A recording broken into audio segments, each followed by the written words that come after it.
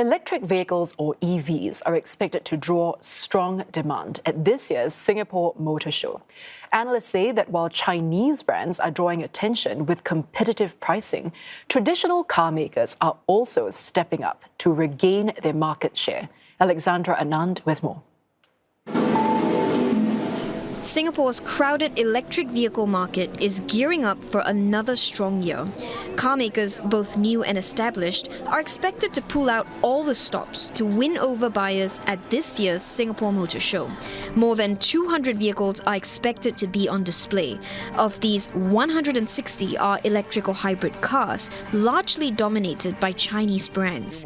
That's not stopping other players from entering the fray, including some traditional mass-market manufacturers. However, one analyst says it may already be a game of catch-up for them.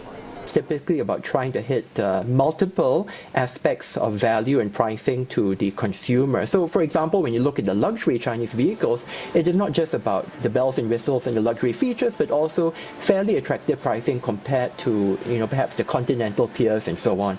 And the combination of all of this, I think, is why some of the traditional Singapore popular car brands are actually struggling, because they may actually have difficulty meeting both the price and features offerings.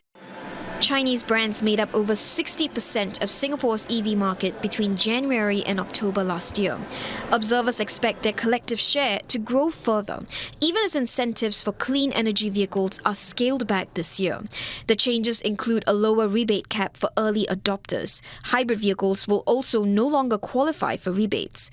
While competitive prices of Chinese EVs have cushioned the impact of reduced rebates, observers believe long-standing brands have other advantages to tap on. The big part is actually the customer experience. I think that's the important thing, that at least the so-called legacy brands still have that head start, because they've been here a lot longer. They have the established customer relationship, and that's what the Chinese brands are trying to establish right now. Ultimately, analysts say the real test lies ahead.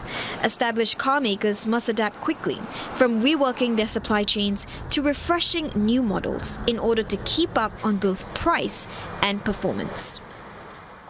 And for more on what's driving today's trends, we have with us in studio Sean Loo, who is a managing editor of AutoApp. That's an automotive content platform. Sean, welcome to the show. Yeah, thank you for having me. Now, as we've heard, there were about 37 brands at this year's Motor Show. What does that tell us then about manufacturers' confidence when it comes to Singapore, especially given our car-lite policy? Okay. So, despite the government pushing for a more car-like society with better public transport infrastructure and all that, we have started to see that actually post-COVID, there's strong demand for car buyers and new cars in the market, because with a new wave of buyers that are coming in, generally in the last 5 years, from 2018 to 2019, there have been a lot of COEs that are expiring, especially those in the 5-year category.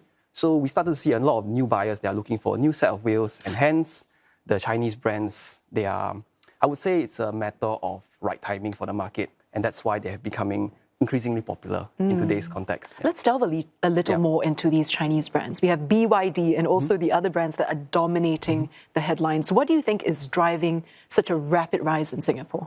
Okay, so back on the topic of right timing. So when COVID-19 happened, so there weren't many Category A vehicles, especially in the EV segment.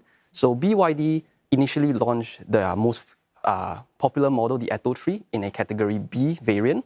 But after which, they noticed that there was a trend, and back then the Category A and B COEs were more spread apart in terms of pricing.